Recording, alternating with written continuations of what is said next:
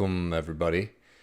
How are you doing? This week's Griscom stream, I should be coming in loud and clear for y'all. Let me know if there are any audio issues now. I would appreciate that very much. But welcome this week's Griscom stream.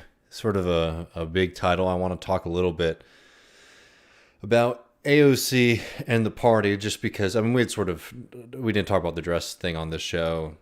I wasn't too interested in it. I didn't particularly like it. Just put my cards on the table. But this vote on the Iron Dome does warrant a bit of a talking and to sort of think a little bit more zoomed out, like we like to do on these Griscom streams, and talk sort of theoretically about the left, the state that we're in, the post-Bernie moment, and what that relationship would look like with the party, right? Because we can make our political criticisms of AOC, and we really need to and should. But if we're not really talking about the structure of the left and our movement, we're not doing anything more than just, I don't know, pundits do on CNN, maybe just with like a little bit of a different political bent. The goal of these kind of analysis and being a socialist is not just to be right about things, but to start to build conditions where things can change. So we'll get into that in a little bit.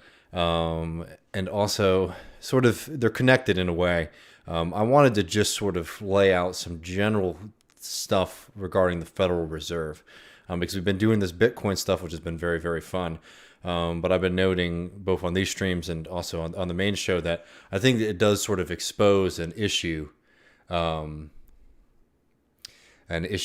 the way that a lot of people think about money and think about central banking and the Federal Reserve. And I think getting that right will be very, very helpful.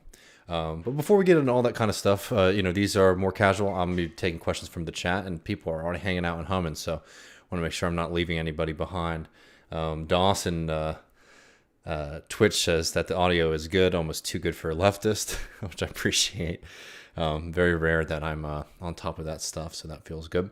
Carmack Kowalski's already in there telling people to hit like, which they absolutely should. And Slicekeeper asks, is this alive? Can Left Reckoning look into the concept of decentralized autonomous organizations, DAOs, for the next Cripple report that they do? So I'm pretty sure we talked about that with David Gerard a bit. I'd be happy to talk about them in general, specifically if you have any questions. But I think the smart contracts video that we did, if you haven't checked that out, really does cover a lot of the mechanisms that are connected there as well. Let's see. We got some questions. As much as I'd like to see them debunk even more crypto nonsense, I think they've done enough for the time being. That's how I'm feeling, for sure. Are we a pro Third Amendment community? I think so. Let's see what.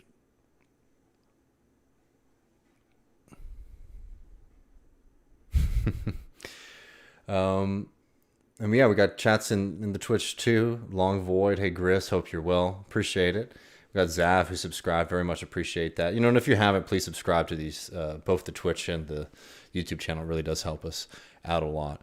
Autumn Leaves says, unrelated, but Keir Starmer is a blockhead. I'm sorry, I was trying to just right before I went on to grab some UK stuff, because there's a lot that needs to be talked about there. I mean, the Keir Starmer saga, when they did the moves against Corbyn and basically shut out democracy in the Labour Party, things were going to get bad. But it has been exceptional to see the way that Keir Starmer is not only just running the party in a kind of more centrist neoliberal direction, but really just has a serious disdain for a lot of the membership. It shouldn't be a surprise, I think, to most folks, but boy, it's amazing. I mean, even their lack of care about the optics. I was watching a video the other day. I apologize if I don't remember all the organizations in the UK. It's a Green New Deal coalition led by youth. I can't remember the name of the organization right now, but a member of the Labour Party, just trying to get Keir Starmer to comment on on the Green New Deal and investment, things like that, and he completely ignored her. Despite the fact that we're setting up now for this big international climate change conference, it's pretty despicable that the opposition party in the UK can't even put out a bolder vision than the Tories.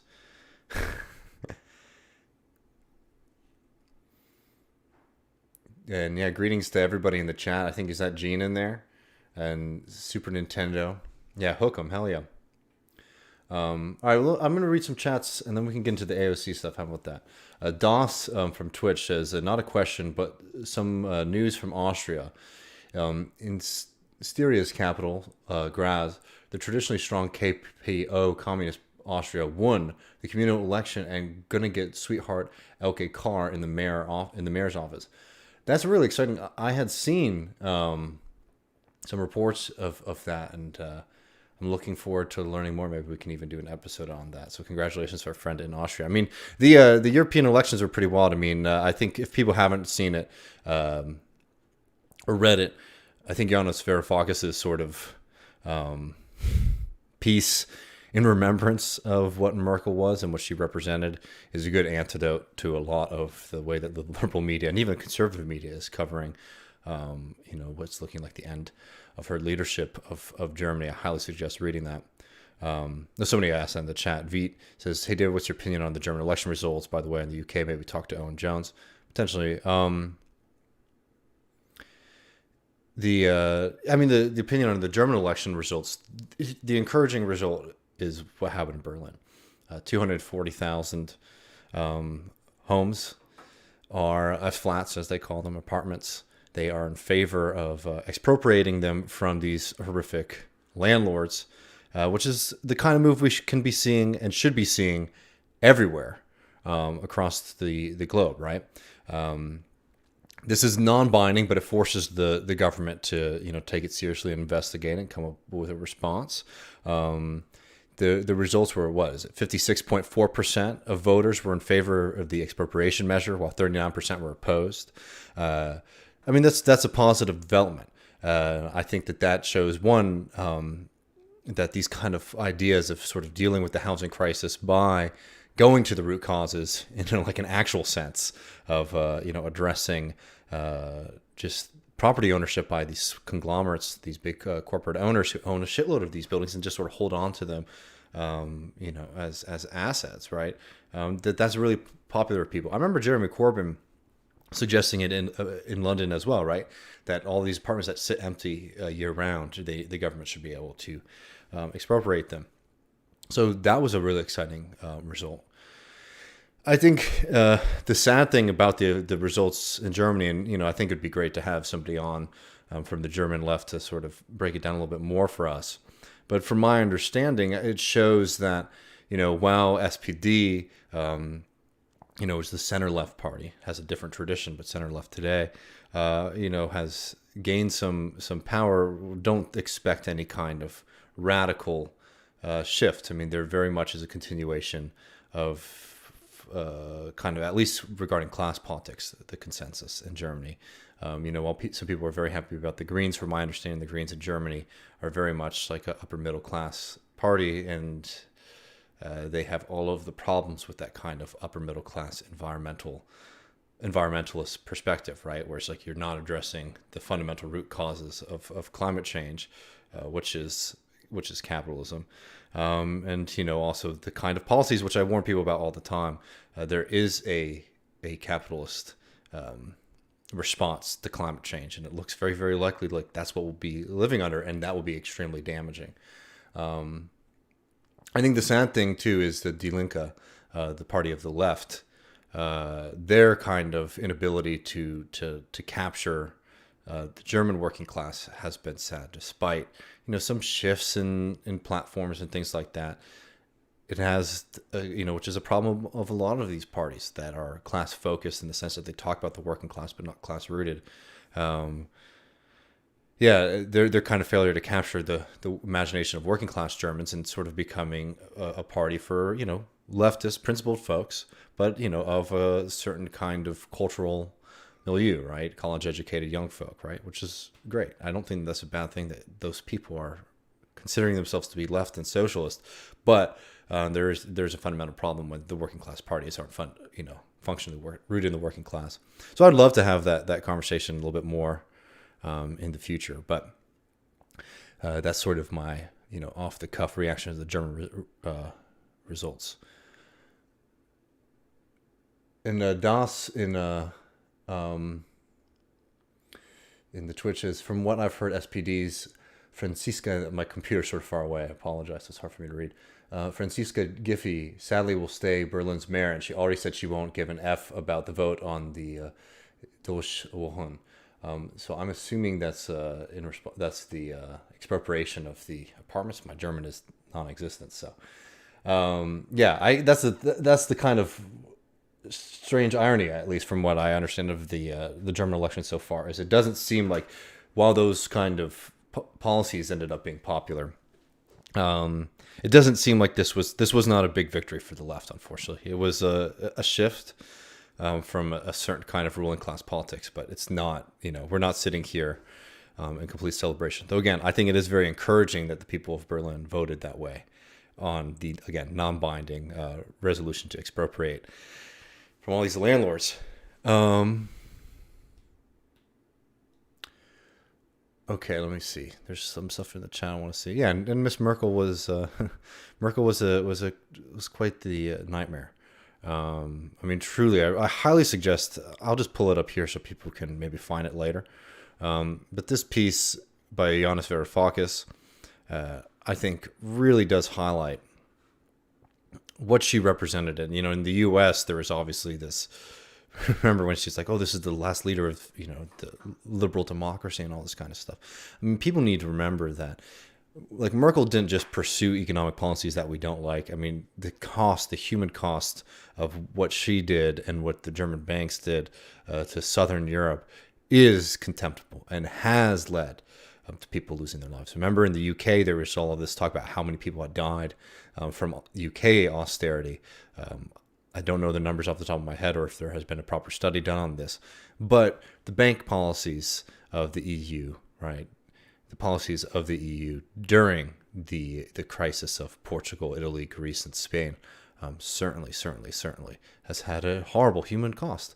And I think it's worthwhile to look at. And I think as Varoufakis, and obviously he has a certain perspective as somebody who lived through all that and was negotiating with it. But I do think he's right, is that there was a kind of understanding that we're going to do certain things for political expediency rather than as something that's like, this is sound economic policy that's going to help folks out. Tony says the Surfs had Dan 3 Arrows on to talk about the German election. Cool. I don't know if I'm familiar with Dan 3 Arrows. I'll check it out. All right. Let me see, y'all.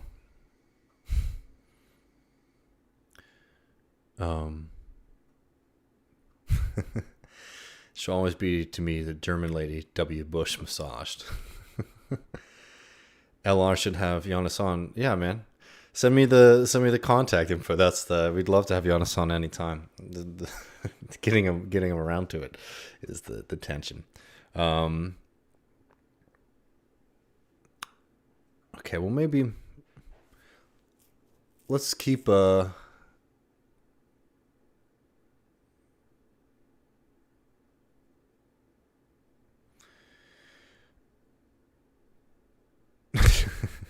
Kowalski is looking to the U.S. saying, when they bring up the election was stolen, respond with, "So you think Joe Biden is a Machiavellian political genius capable of outsmarting Trump and all of his federal judges?" It stumps them. Makes sense to me.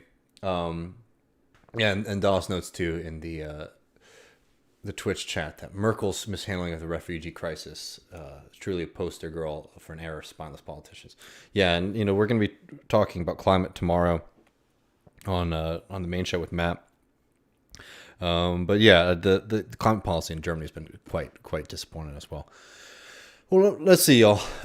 Let's keep international for a second. Let's talk about this AOC stuff, because there's a lot, and I'm going to try to monitor the chat, but I have some things that I want to get out. But please feel free to comment. I'll go through it towards the end and sort of respond to some of them, okay? Because I am curious what y'all think. I know AOC stuff can get really annoying because AOC just means so many different things to different folks, right? Obviously, for right wingers, she is the most dangerous. She's the most dangerous politician that's ever lived. There's some portions of the left that has, what some people call AOC derangement syndrome, right? Where they're just like fixated on her and like she's the thing that's standing in between us and like socialism, which I think is an incorrect analysis. But there's also a side of, the kind of Bernie left that is, I think, too defensive of her.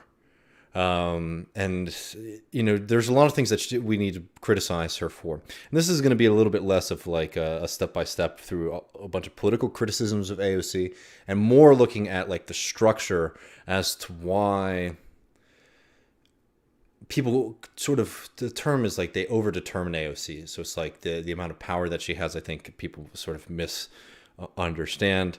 But I think beyond that, we need to be thinking about as a movement, as a socialist movement. And, if you're not somebody who considers yourself, a socialist, and this might not be necessarily advice to you, but maybe it could be an interesting way to think about political parties and political organizations. Because with the frustration with the constant battle lines about AOC, like the cultural stuff that she does, the political stuff that she does, I think does show a lot of structural holes in the U.S. left, particularly post Bernie Sanders. And the main reason for this is that we don't have a political party. And this can't be, I can't dedicate this show to like the roadmap for how to build that political party. But let's start to sort of unpack why, you sort of get what you get with this strategy regarding AOC. Maybe just since I saw this off the top of my eye before I jump into this, someone says, why has DSA National only offered a soft criticism when they need to publicly cut ties with her? They still ask new members if they are joining because AOC. So I'm going to get to that in a second. I do think that, and I'm going to note, one of the biggest problems right now with the electoral strategy, and I don't think you can even criticize it from the outset, right? Because at a certain point, you have to remember that, these are attempts to grow membership and grow attention and build power, right? That led to, these sort of DSA members, arguably, at least the folks in Congress, for the most part, are more paper members than active members, especially in the case of AOC today. I don't think that the DSA should cut ties with AOC. I think that that'd be an overreaction. But the inability to sort of pull her in whichever direction, like formally, I think is a problem. I think it's good that DSA has publicly rebuked her since this has happened. And I wouldn't necessarily consider it to be a soft criticism. But I think that this is a little bit less of like what the action needs to be today, the second, like who needs to make what statement, who needs to do what. I think that that's looking at the situation, I think, a little bit too, what's the word, myopically. We need to really think about where we are structurally. So let's look at the Iron Dome stuff, right? That's a joke. I'm sorry, there is no way to look at what happened with voting present on the Iron Dome and to say that AOC came out stronger or a stronger voice for our movement after that. That's, come on. Especially when, this is not a moment where like you're going to be the alone or sole voice criticizing and coming at these policies. And the most frustrating thing about the vote is then, of course, we get this ridiculous response after. Let's just start here for 1 second and let's look at what another DSA member does, says about this Iron Dome, right? I think this is just complete difference as to what happens here, right, between AOC and Rashida Tlaib here. A minute to the gentlewoman from Michigan, Ms. Tlaib. The gentlelady from Michigan is recognized for 1 minute. Thank you so much, colleagues. I rise in opposition to this supplemental. I will not support an effort to enable and support war crimes, human rights abuses, and violence. We cannot be talking only about Israelis' need for safety at a time when Palestinians are living under a violent apartheid system and are dying from what Human Rights Watch has said are war crimes. We should also be talking about Palestinian need for security from Israeli attacks. We must be consistent in our commitment to human life, period. Everyone deserves to be safe there.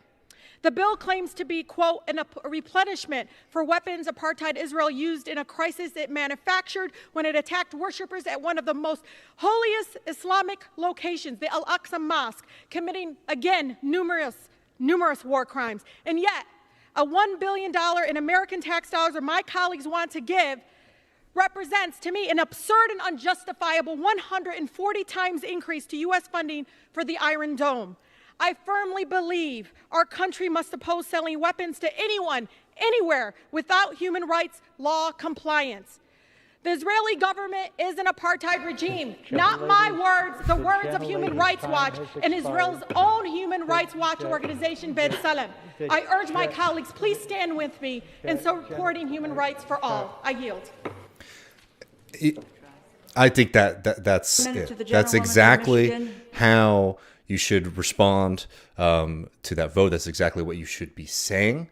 And I think that it truly is a horrible thing that in that moment, right, with that cry from AOC, from Rashida Tlaib, that AOC did not stand with her, right?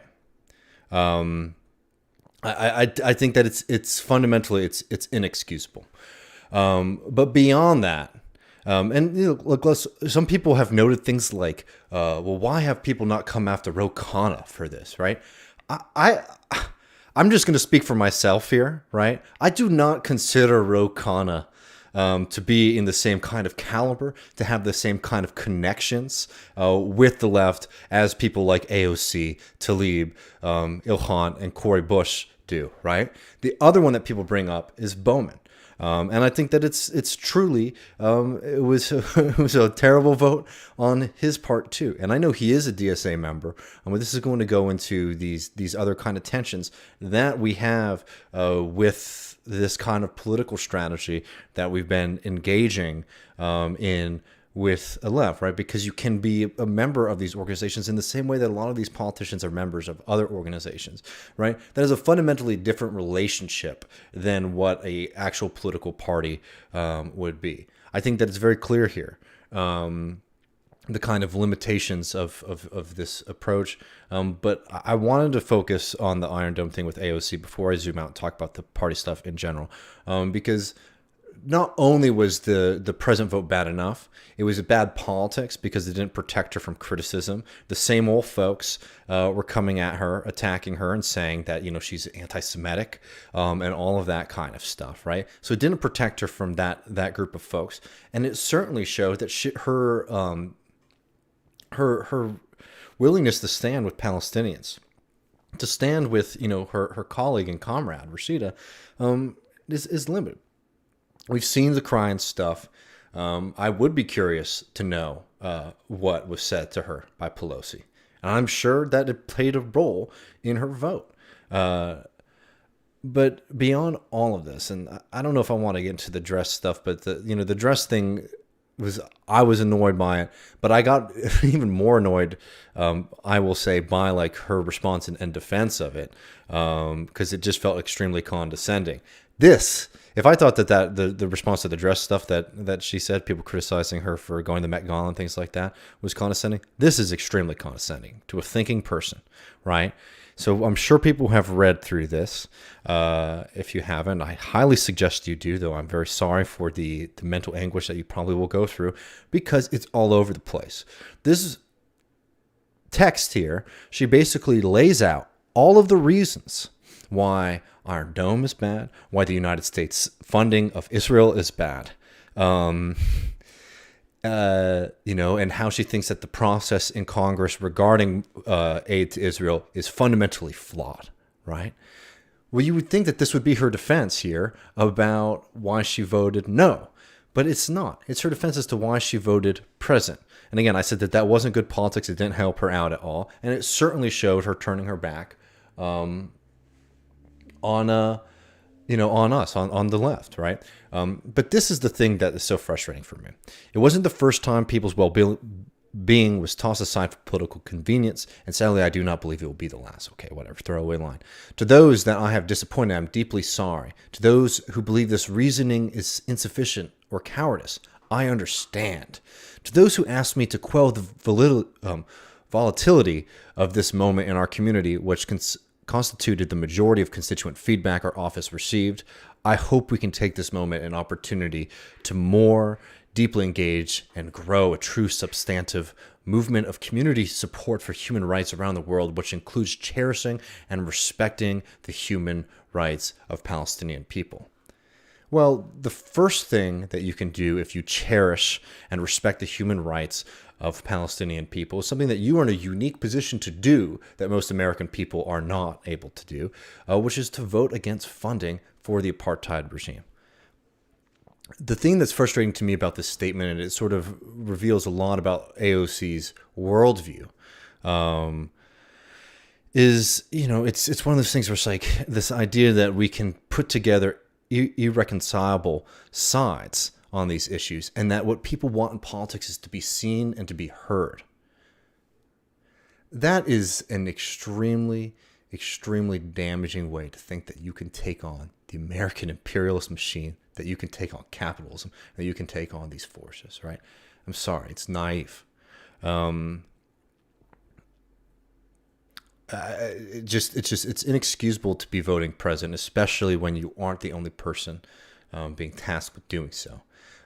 It's inexcusable doing it, honestly, after knowing what that means personally to close friends of yours and to other people in your political coalition. And it's especially frustrating to people who spent time before people knew who AOC was, who knocked on doors for her, who tried to make this happen because they believed that getting somebody into Congress who had a more radical position, had a more radical background, and had actual connections with organizations like DSA, with organizations that opposed Israeli apartheid, right? That would make a difference. And from the get-go, and I'm not just saying this after the fact. When AOC was first being pitched and talked about to folks in the New York scene, a big focus was that this would be a great way to start to make a stronger and more robust congressional challenge to the stranglehold that pro-apartheid policies have in Congress, right? This is no small matter.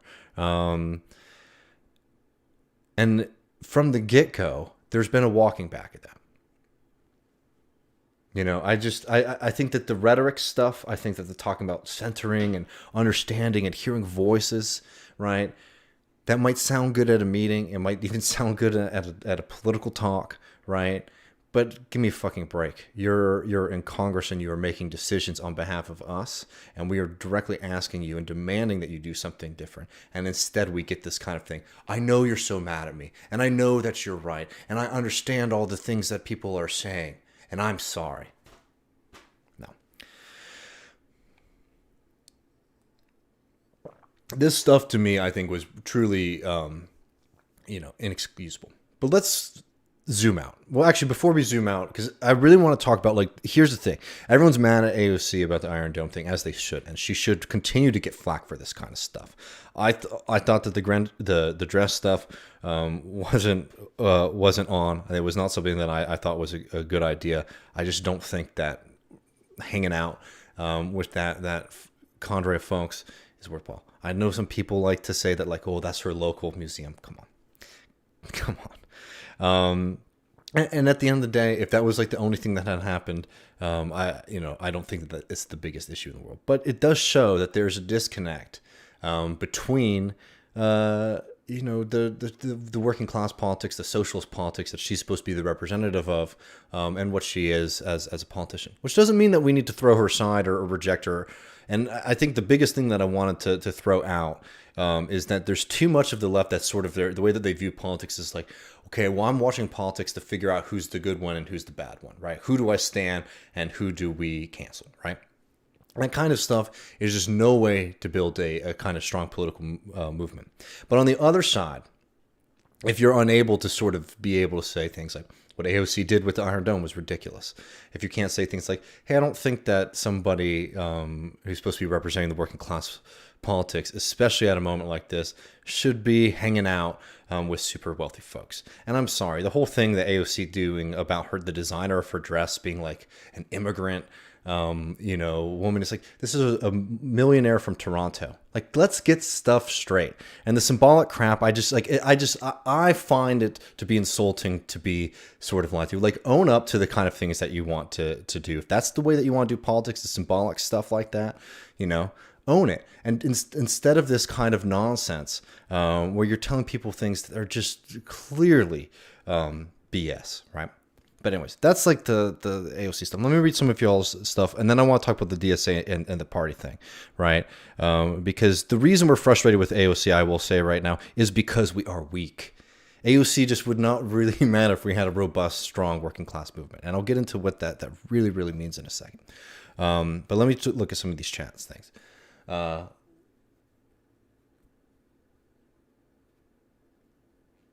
Okay.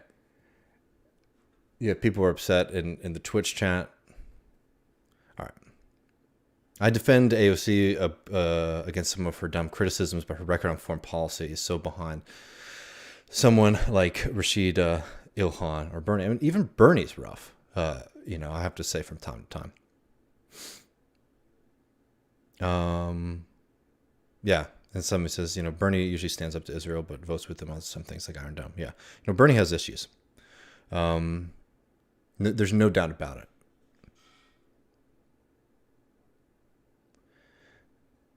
Okay. This is where the party questions get important. Because we're in this post-Bernie Sanders moment. And the Bernie movement was again, it was something that we really needed to be doing. But I think it brought a lot of people into the left, but I think that there was not at least enough self-criticism to make us self-aware as to what we were doing. And without that kind of magnet, you're seeing already, everybody knows it. It's not anything new. Just, a lot of infighting, and a lot of it is legitimate. A lot of it is symbolic. But for the most part, people don't know where we're going or what we can do. And I don't have the roadmap right now for building, the political organizations that we need. But let's start to understand what exactly they need to be able to do. So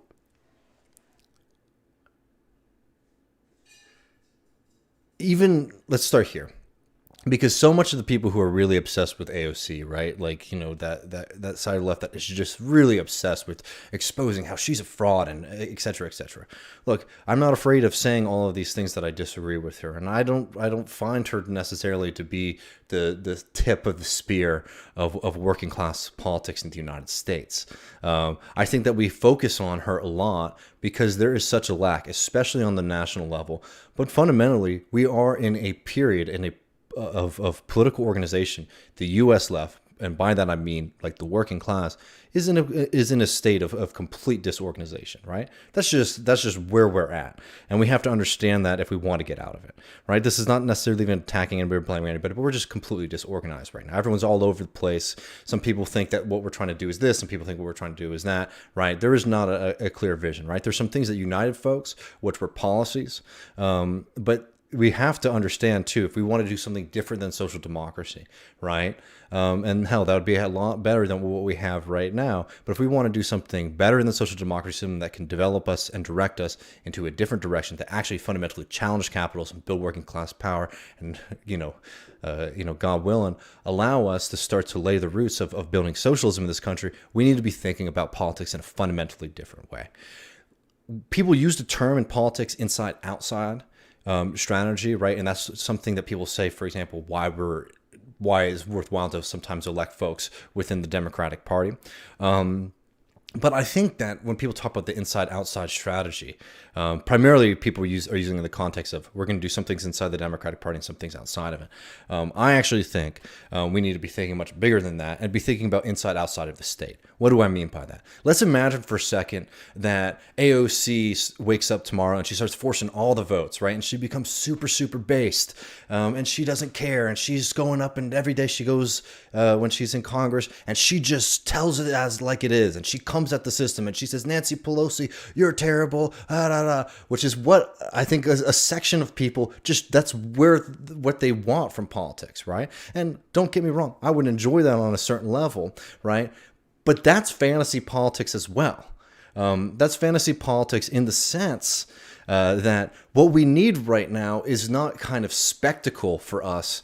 It's not something for us to have an emotional, like, cathartic reaction to seeing somebody finally speaking truth to power. People have been doing that shit forever, right? Look, it's great to hear a good speech. It's great to hear people being dressed down, right? But if that's the end goal of your politics, you're not that much different than the other kind of symbolic things like the dress and stuff like that you criticize. What do I mean by inside-outside politics?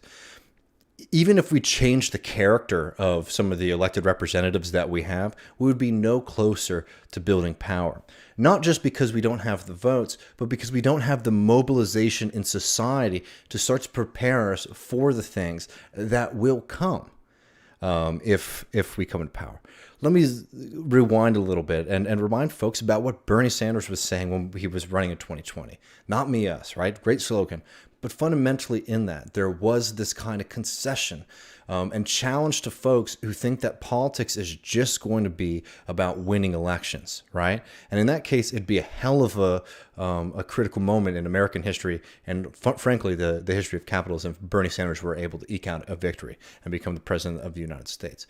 But in the campaign literature, in the messaging that was coming out there, was this demand that not only are people needing to be prepared to get out to vote, convince people to vote, convince people in your community why these policies are good, et cetera, right? Typical campaign stuff. But that you need to be prepared that if we come into power, that we have to be able to have the mass mobilization to challenge the entrenched forces of the state, right? The American state, and of capital in general. And frankly, while that was the correct prognosis in a sense, it was a little, it was ambitious to think that that was just going to sort of develop itself, right? And we're seeing right now, post Bernie Sanders, that the connections that were made, the structures that were made, while we're in a much better position than we were 6-7 years ago, they did not have the power to an organization to really continue as robustly as they did at those early stages of the Bernie Sanders campaign, right? The complete fracturing of the Bernie Sanders movement shows that it probably would have been really difficult to maintain that coalition of people, even if we were to come into power, right? You see this in other examples where the left does win. You see this in Syriza, right, in Greece, where not only does the Syriza it was the party of the radical left, right, and it was a new party, it was a new formation, and these people in it they truly believed and they were fighting. And again, this was another thing that was a really important moment, but we know how it ends. Syriza ends up failing. To be able to stand up against European capital, and in ways that were probably inevitable from the beginning, because they hadn't prepared their base. So inside, right, Syriza comes into power, but outside, the working class of Greece was not prepared for the kind of direct confrontation with capital that was going to be necessary. And you even have a moment, or even though the people were saying that they wanted this radical break, that's AOC, right? That's when they say to vote no on another round of austerity coming into Greece. They did not have the kind of institutional power to be able to deliver on that demand. I'm talking about Syriza. Deliver on that demand for the Greek people that was not going to require a hell of a lot of sacrifice and direct confrontation with capital, right? They were in a position where Syriza was at the limits of state power, right? And they didn't have the power of an organized and revolutionary and socialist working class, right? That was ready and had been prepared for what was coming to be able to take it on. So they ended up saying that we have no choice, our hands are tied, right? Another example of this with Syriza is, they had so much of the cadre of the people who were those kind of militants in communities entering into the state because they needed people to be in all of these different positions and roles that come from winning power in the government, that they ended up losing a lot of that direct connection with the working class base. And maybe this will put it a little bit more concretely for folks who are confused as to what I mean. The education minister wanted to turn high schools around Greece into community working class centers, right? Places for people to do political education, meeting places for unions, etc., right? A great idea, a socialist idea, a radical idea, right? This is not a question of somebody's willingness. This is not a question of somebody's commitment to socialism. But they didn't have the connections and the ability to organize the working class to be able to implement that strategy, right? That's the kind of extra policy that comes with socialism, right? With trying to build socialism that is sort of outside of the typical way that democratic politics is played, right? Joe Biden's not really asking people to do much. They're trying to get people to get the vaccines, and we have no history of doing that, something like that in this country. And you see how well that's going, right? But typically, governments don't really ask the working class to do something directly in the way that socialist politics would have to do. And you have to understand that our politics are fundamentally different from capitalist politics, from traditional politics, in the sense of we're not just trying to have inside power of like just having people infiltrate the state. We need to have people outside. In fact, the people outside are even more important, because the people know the calculus. If you're a socialist, y'all know this game by now. The reason that the working class is like the fundamental agent of change in a revolutionary politics, is not because, of any kind of, particular moral argument, though there are plenty that can be made. It's because they have a fundamental strategic relationship to capitalism, which is that their labor is the engine of this system. And if we withhold our labor, then the system collapses, right? But to be able to do that systematically, to be able to flex that power, you have to be organized. And the history of capitalism is a history of that power being one mystified and then broken whenever it starts to develop. So that's the outside power. So this is not just like, oh, we need to be able to do protests too. It's like, this is much bigger than that. And we don't have that. And you certainly aren't going to get that from within the Democratic Party, right? Because that's just not an organization that does that or functions to deliver on that.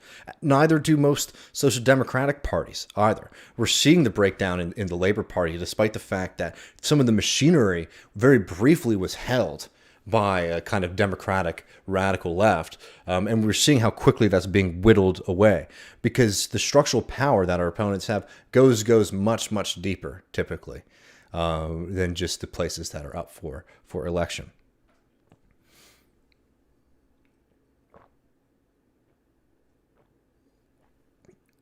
So let me see.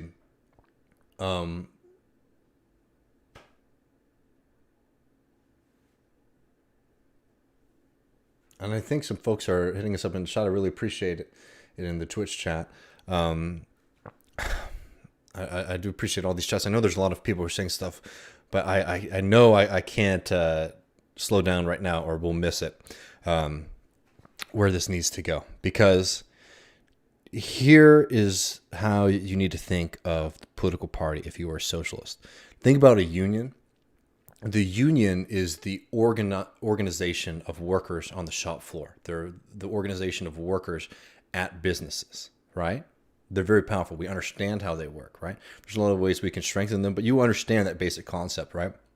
That the union is the organization of workers directly on the shop floor, right, in the economy, right? And what we should be eventually being able to build are cross-shop, cross-business, cross-industry unions. That is the kind of final form that we definitely will be needing if we want to be able to prepare ourselves for a direct confrontation with capital. But beyond the union, and I think this is something that a lot of Americans in particular aren't really prepared for, but we've certainly seen the failure of Social Democratic Party and former workers' labor parties in Europe on this account. The political party is the organized working class in society, the organized working class in the nation state. That's what the political party needs to be. And you need to start thinking about it in that way, which is fundamentally different than what the Republican Party, the Democratic Party are, surely, but also fundamentally different from the Labor Party. Not only because of their base then, would be the working class in the sense of, who they're voting for and things like that, but because the political party then has not only the mass to win elections, in the sense of we have our voters and we're all over the country and we're organized and we're voting for, political candidates who are in our party, but also because you have organization across the country that can direct things like mass action, that can direct things like targeted strikes. A big thing people talk about all the time right now on the U.S. left that I just think is so fanciful just because it's so far away from any of our organizing capacity right now are things like a general strike.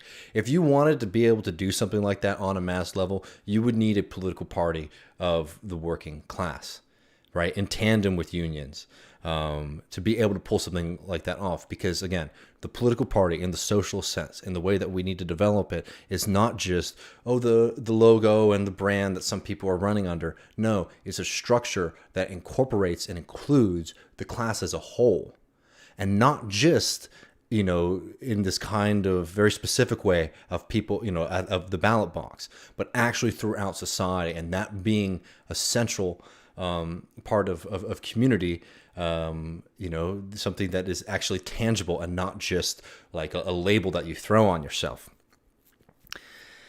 And we're nowhere near that right now, but we need to know what we need to be able to directly confront capital, so that we can challenge it. Because the problem with social democracy and the problem with social democratic parties, and even like the Labour Party in the UK, is that you get people into power, and AOC's going through this. We're seeing this experience, right? And this has nothing to do with her soul, right? Or her, like, her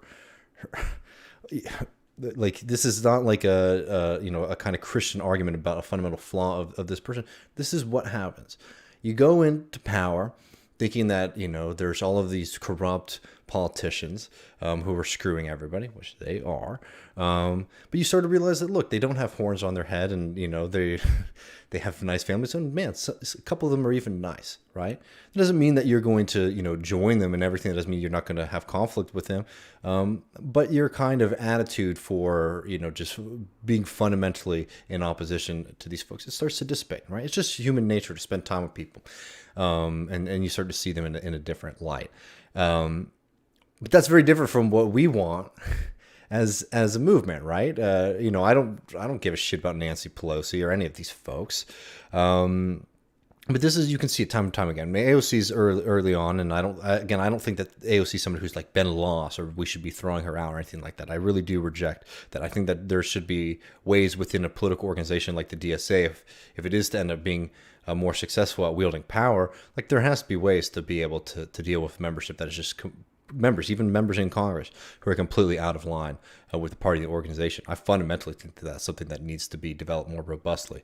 But look, we see this like time and time again. You have parties that really do start to develop at least some demands of the working class, but then they have a kind of professional apparatus that gets into the institutions, gets into the state, and then those people, they have a vested interest in maintaining their position, right? And the kind of feeling that, like, okay, this is how some of these structures work, and we need to maintain them on some level. We can criticize them a little bit, tinker, but this is how you go from like revolutionary parties to social democratic parties to then, what we ended up seeing was all of those social democratic parties. They lost their working class base. Right, so you have Europe is a horrible example of this.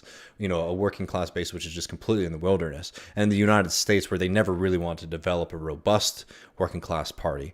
The working class is all over the place here as well, right? But what happened in Europe is you had like these very genuine folks who oftentimes came out of their working class communities, ending up holding power and doing a lot of good for folks. Don't misunderstand this at all. But they, you become a professionalized class, right? It's top-down socialism versus bottom-up. And to be able to wield power as a bottom-up organization, you have to actually have, this kind of, you have to really start thinking bigger about developing a working class consciousness that then can be transformed into these political organizations, right? To get people to start thinking differently about politics. A big problem that we have on the U.S. left, right, that want people to think that we can do the Democratic Party stuff, right, is because there's like an over-reliance on policy as the way that we engage in politics, right? In the sense that, like, Medicare for all, radically important policy, right? It's a good one. It's popular. Taxing wealthy people, right? That's something most people can understand. And there's benefit in weakening their power, right? I think I've been a big advocate always when we do these policy conversations as a movement, to not just focus solely on, hey, this is why Medicare for all is like better than, Pete Buttigieg's plan, right? but actually looking even bigger than just saying like, okay, well, this is going to provide better service, and people aren't going to be going into debt because of medical bills and things like that, right? It's an easy pitch. It's a great pitch. But you also need to be making the point, and it weakens the power of the bosses over you, right? Like these kind of fundamental structural reasons that these kind of reforms that we've been advocating, that, our policy reforms, I think that there has not been enough of a lean in that direction, because what happens is now you have a lot of people who are really, really passionate about these policies, but we don't really have a robust conception of what we were trying to develop in the first place, right? Which was a conscious working class politics. And until you have that kind of clearness on these things, you're always going to get frustrated by characters, right? Because politics is going to fundamentally be much more about what's going on within the halls of the state than about what's happening with the class, right? And look, maybe that's how you want to think about politics, and maybe that's like all that really matters to you is just trying to get some minor reforms.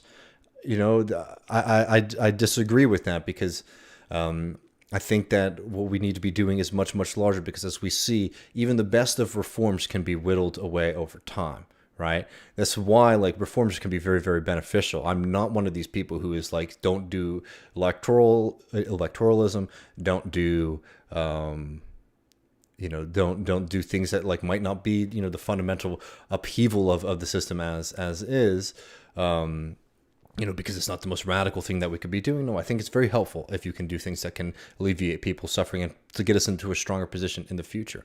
But if you don't sort of escape that kind of dualism about politics and start to get into the understanding, it's like, okay, how can we start to chip away at the power that the rich have in our society? How can we chip away the power that bosses have in our society?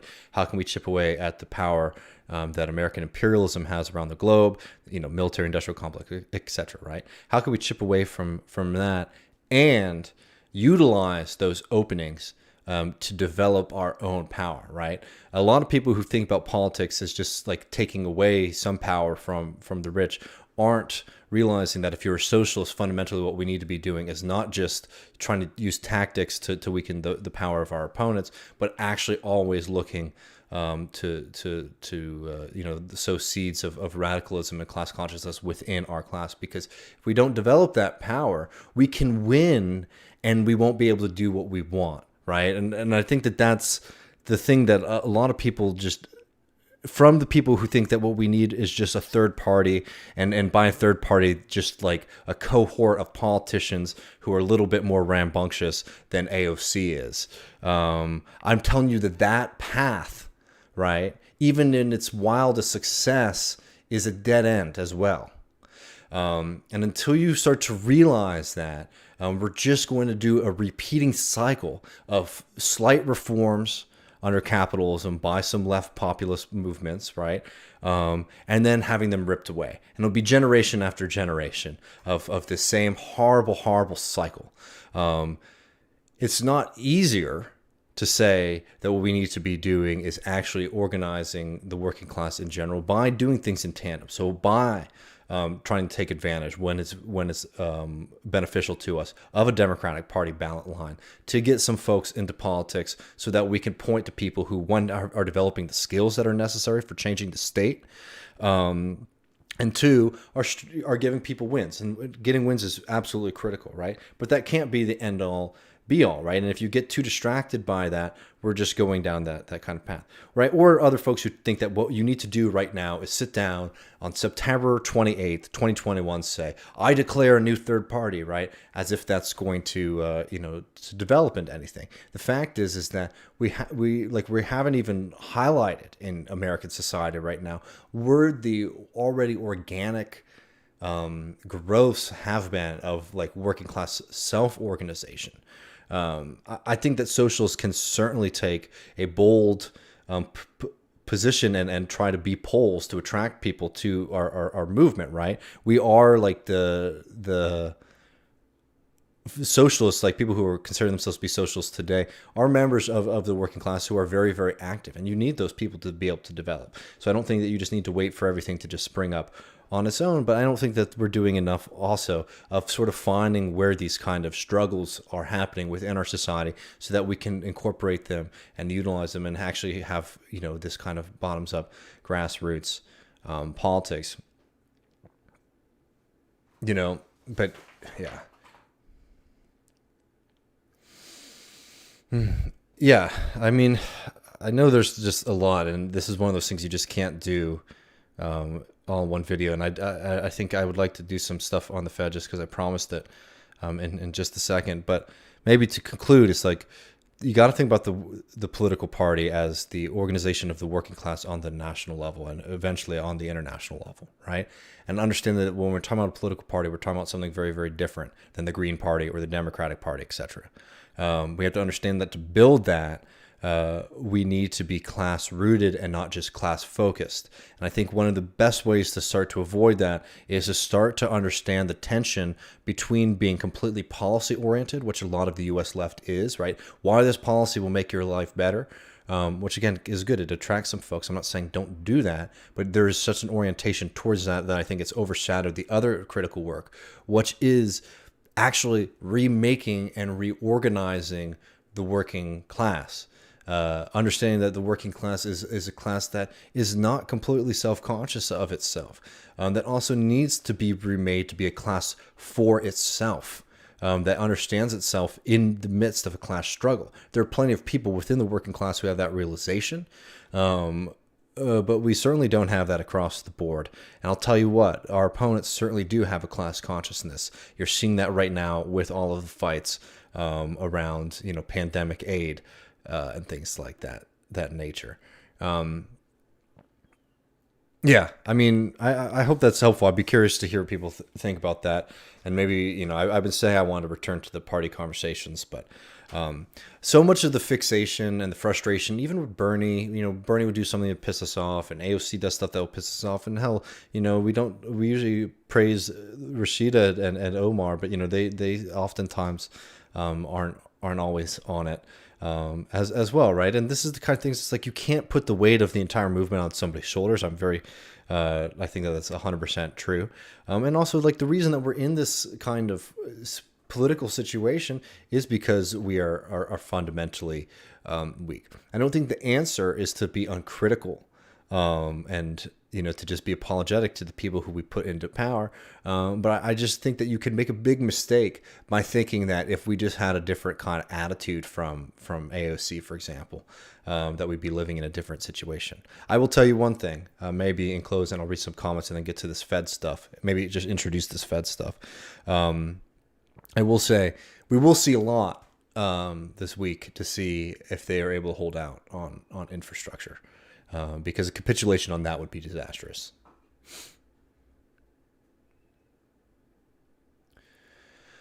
Well, let me see. Yeah, everyone's declaring new parties. I think there's some stuff in the chat. I appreciate everybody.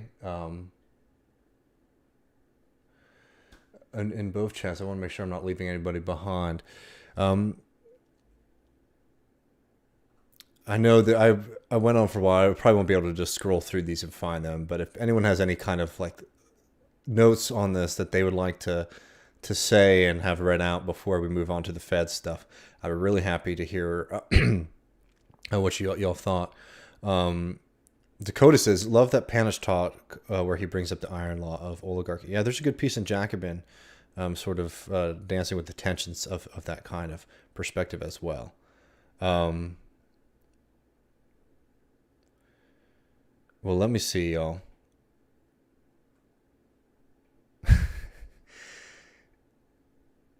Okay. I think I'm just not going to be able to get... Okay, yeah, this is very true. Sounds like David doesn't think Andrew Yang's new Forward Party is the solution. That's very, very true. I cannot say that enough. I mean, Andrew Yang has just been a nightmare across the board.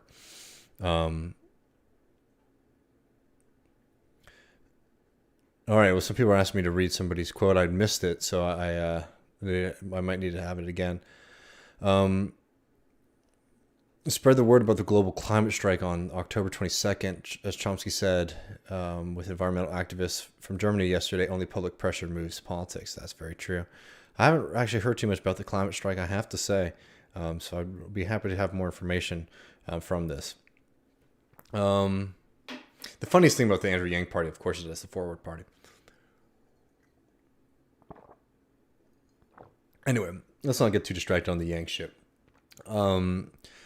I highly suggest people read. Let me see if I can pull it up for people, so I can do that now that I have my setup proper. This is a really great book by Leo Panitch and Sam Gindin that came out recently. That really looks at Corbyn, Sanders, and Syriza.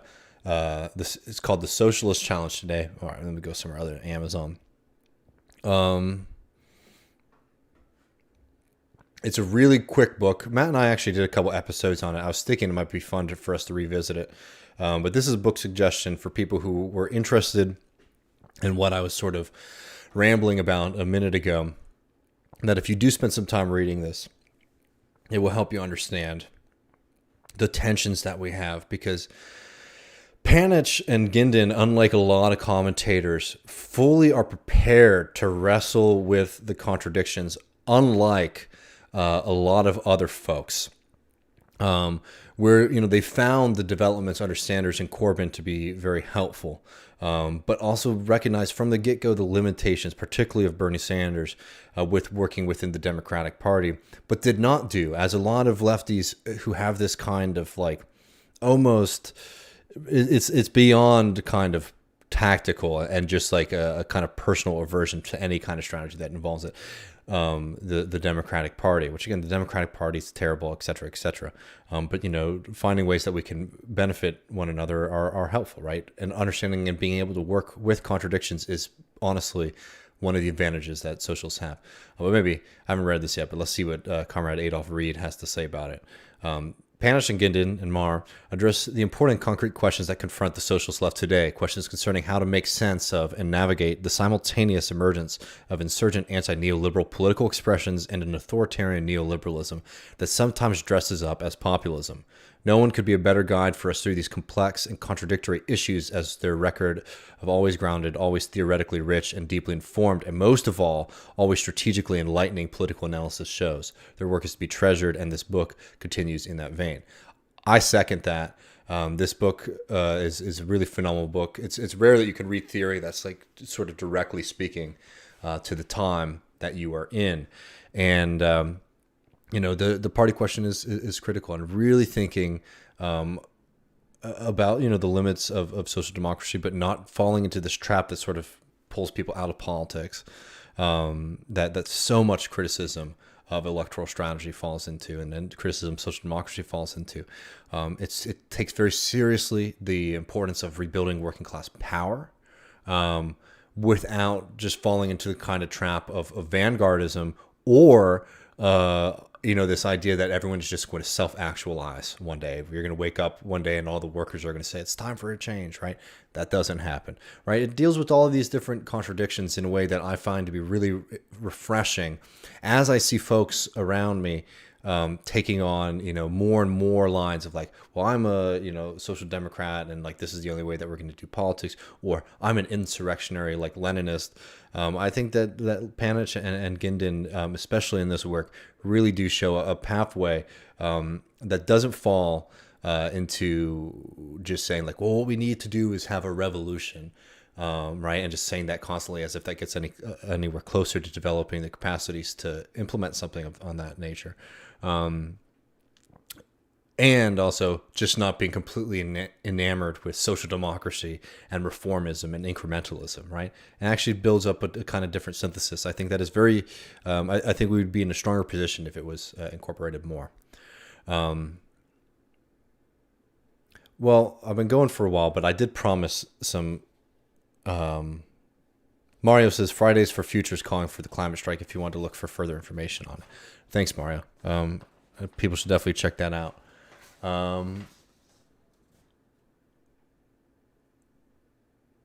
have some info from Argentina. I want to make sure. So Javier Loza says, example from Argentina about politicians and parties. We had a bad result in the legislative primaries. Most of the cabinet offered their resignation because of the result's clear message. We do not support your current path. Cabinet members, politicians are pawns in the best sense of the word. If they're not working, not a single person's ego should get in the way of a government that says it's for the working class people, changing its strategy if its own people doesn't support your current ways. We as in the center-left Peronist coalition. Yeah, I mean, beyond that, it's just like, I think the tension that we see more and more is the kind of difficulty of building a working class politics that just stays rooted in the working class, because you do need people who understand how to operate within the state. You do need people who really do understand these institutions. I think that's something that's really critical, and I think a lot of people haven't really dealt with. And maybe this is maybe a good segue to talk a little bit about the Fed. But at the end of the day, until we develop the capacity as a class ourselves, it's like we're just going to be sort of launching these people into the state and hoping that they can shake things up enough, and some of them will, but it's not the final it's not the final synthesis.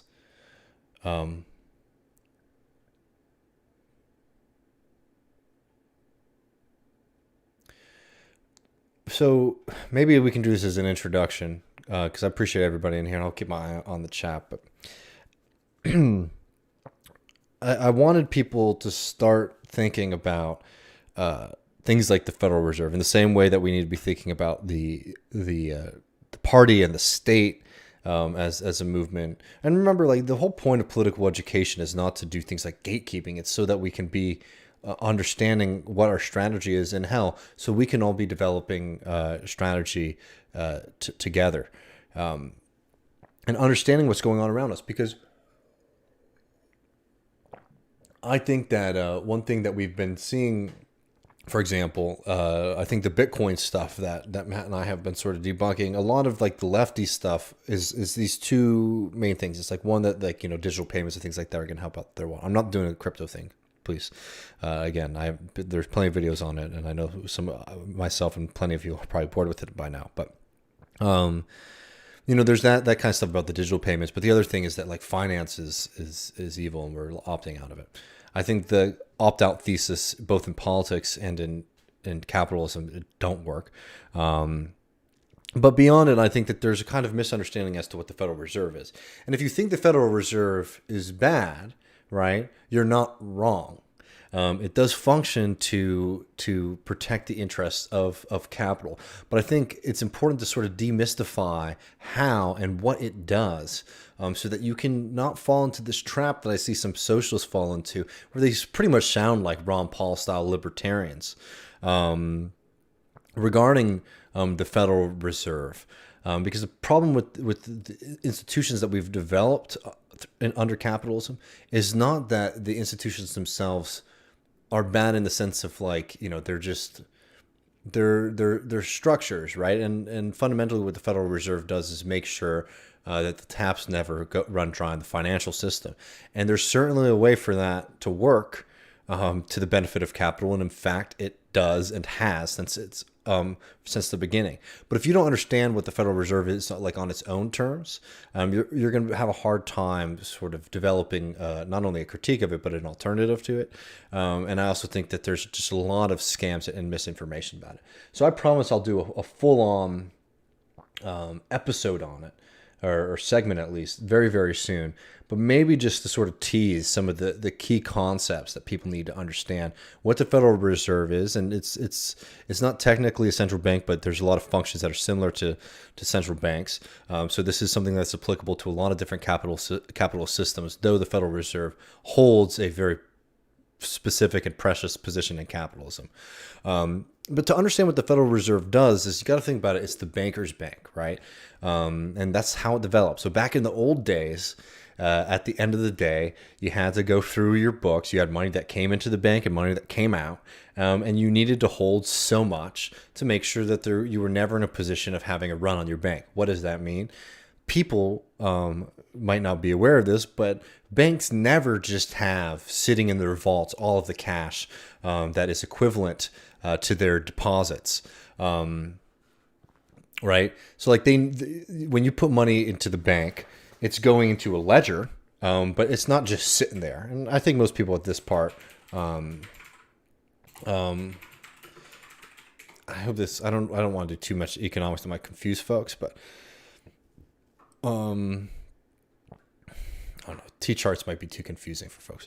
But just understand that within the bank, right, they have like their assets in the banks and they have, their liabilities, right, which are all the bank accounts that they have, right? And then banks now hold all sorts of other kind of financial instruments. But let's just keep it really, really simple, just so we can just sort of have a brief understanding of what the Federal Reserve is as an intro to a conversation that we'll do in the future. So, the bank has those two different accounts, right? How much is coming in, how much is coming out, and they need to hold so much to make sure that there's not a run. When a run is when everybody shows up and says, I want my money, and the bank doesn't have the money. That's what creates just complete, pandemonium. That's the Great Depression, etc., right? You want to avoid that at all costs. But sometimes the banks oftentimes the banks will be trading with one another, right? They have accounts with one another. And back in the old days, they used to have to, at the end of the day, they'd send like a horse with a shitload of gold in the back of it to the other banks, then eventually to Federal Reserves, which was just obviously a great, great opportunity for bank robbers. But the Federal Reserve basically develops as a solution to this problem that happens. What happens when at the end of the day your accounts are too low to meet the obligations that you have, right? Either to the people who are members of the bank, people who have accounts with your bank, or just to maintaining the reserves that you legally are obligated to have. So the Federal Reserve does that by they do a lot of different kind of lending, but the most important is the overnight, right? Where at the end of the day, books close. My bank is short this much money. You can borrow from the Federal Reserve, and the Federal Reserve gives access to the Federal Reserve is something that was privileged to banks. It meant that you're in the club. Having that position is very, very important, right? And it's very famously the United States denies certain banks that, and primarily international banks. So those people are able to go to the Federal Reserve and basically get the money that they need, and they pay interest on it. And that's when people talk about the interest rates. The Federal Reserve, another way to think about it is it might be simplistic, or if you're not sort of wrestling with these questions, hard to get. But basically what that means is that they set the price of money in the economy, because the interest rates that the banks are paying to the Federal Reserve, basically they get kicked back to everybody else, right? So if the Fed is keeping rates really, really, really low, then it's in banks' interest to be borrowing money from the bank. And in a normal economy, it's less about this kind of speculative stuff, but basically since the financial crisis and now since the pandemic, the rates are so low that banks, it's one of those things where it's almost absurd for them not to just be borrowing a lot of money from the Federal Reserve, because they can be using that money can use that money to invest in different things, or to give out loans to certain things that they can return, and gain and profit off of. And that's why you have seen just an explosion in bank profits over the past decade. And primarily, in recent memory, right? Because when money is really cheap, it's really beneficial for banks, right? And that means they're going to be loaning people more money. That just means they're going to be buying up certain kind of assets. That means they're going to be doing all these kind of activities that banks are involved in, which is sort of insane that they're involved in the first place. But that's neither here nor there. For just understanding how these organizations think about themselves and their role in capitalism. Why does the Federal Reserve do this? Because if financial capitalism is interrupted, right? Most notably, people are familiar with the idea of runs on banks. you go and you try to take money out of your bank account and they say, sorry, sir, the banks are out of money. We don't have it. But also just the ability of financial capital to be able to invest itself into capitalism. Right? You have to understand there are all these activities that are fundamental to capital that need finance to operate. Farming is a great example of this, right? If you're a farmer at the beginning of the season when you're planting, you oftentimes have to borrow money to be able to pay for equipment, for seeds, et cetera, with the understanding that, in a few months you'll harvest, you'll sell your crops, and you will get, and you will pay back that money, right? That's how finance works in capitalism. Sometimes we don't talk about that enough, those kind of like basic operations. And those kind of operations, as long as we are using money, as long as we're using money in our economy, right? Which under capitalism you certainly would. There's some versions of socialism where you use it, but a lot of people argue for communism being a state of the end of money. But again, not to get too complicated, you're going to need some kind of financial arm, and I think that's one reason that socialists start becoming more bold about things like saying we need to democratize finance, make it work for us. But these kind of functions they're just critical for an economy, right? So that's why the Federal Reserve does what it does. And yeah, it creates benefits for banks to make sure that the financial system works. And then the other thing that they do, and the reason that the Federal Reserve people are talking about a lot, is inflation. And there's a kind of misnomer in American economics that just whenever workers have higher wages, that means that we're going to be having higher prices. But the Federal Reserve's role in that is by essentially when they increase rates to a certain level, it tightens the money supply, right? Because it doesn't make it as easy or profitable for banks to be borrowing money from the Federal Reserve, and therefore it makes them become a lot more prudent and restrictive about who they're loaning it out to, what the terms of those kind of loans are, and those kind of activities, right? So what that means is that that kind of loan arm, the amount of money in the economy begins to tighten, right? So that's when you hear things like Paul Volcker, like the Volcker shock, that happened because they basically said we're going to tighten the money supply in the economy as much as possible to fight inflation. And we're starting to see these demands, or at least, people are getting worked up about the idea that some wage increases for workers might mean that we're facing higher inflation, right? And the idea that these are as an iron law, I think, has not properly been sussed out. Because I'll tell you one thing right now. As a worker, do you set prices? No, capitalists do. So when we're looking at inflation as a general phenomenon in a capitalist economy, these are coming from decisions that are made from profit seekers, not necessarily from workers. But the policy of the Federal Reserve is very much related to us, and we need to see it as political. The beginning, the shocks, some of the most important moments, political fights that have fundamentally defined the era of like class conflict that we are in happened as a result of Federal Reserve policy.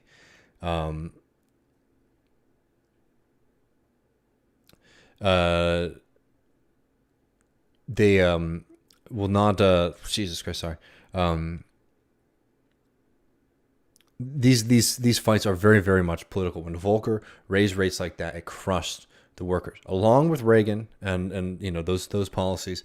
But that created a crisis that implemented extreme pressure on the working class, right? So you have to understand that these things are political in the same way that the other arena that we're in now of extremely cheap money has created a kind of supreme situation for finance capital, has allowed for the sums of money that have been accumulated by those at the very top of the society. They've created the conditions that have allowed that. There's a lot really to get here. I'm sorry I wasn't able to get to as much of that as I had wanted, but this has already gone on a lot longer than we typically do. I hope that was beneficial. I know Peter said, Sipsia said the Federal Reserve cannot and will not be tightening rates. They'll jawbone and throw a head fake, but at this point they literally cannot. I mean, very much I think you're right in the sense that so much of the development that we've been seeing over the past few years is like the capitalist class is very, very adamant that they need these low rates to continue. I think 100%. That's how it's been going. That's the development that we've been seeing. But we'll see what happens if they start to get worked up about inflation. By the way, I don't think that they would today. I think that your analysis is definitely correct. But I'm telling you, the seeds are being the idea is being put out there into the general public that what we need to start doing is starting to tighten monetary policy. So I don't know. That was a good one. It was a long one. I have to run. I actually really do. I have an interview coming up that will be premiering tomorrow. But I will see you then at 7 o'clock. Me and Matt Leck will be hanging out for Left Reckoning main show. Hope to see you there. Thanks, everybody. Talk to you later.